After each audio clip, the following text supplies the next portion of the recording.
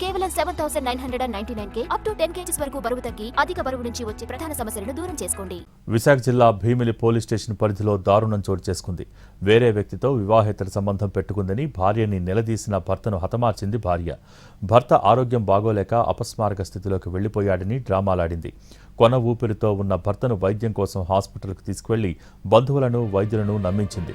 చివరకు భర్త మెడ మీద గాయాలు ఉండటంతో అసలు విషయం బయటపడింది.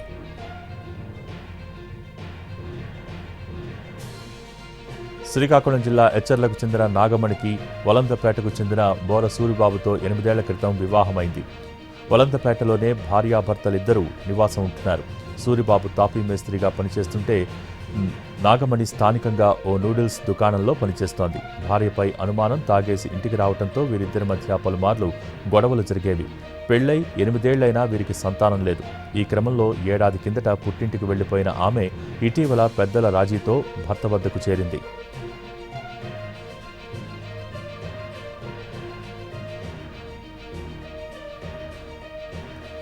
ఆమెకు వేరొకరితో వివాహేతర సంబంధం ఉందని అనుమానంతో తరచూ నిలదీసేవాడు భర్త.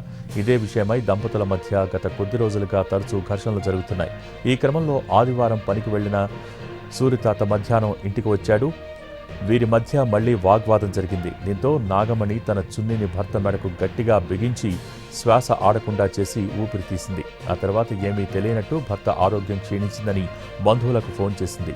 అపస్మారక స్థితిలో ఉన్న సూరితాతను బంధువుల సహాయంతో ఆసుపత్రికి తరలించగా అప్పటికే అతడు మృతి చెందాడు.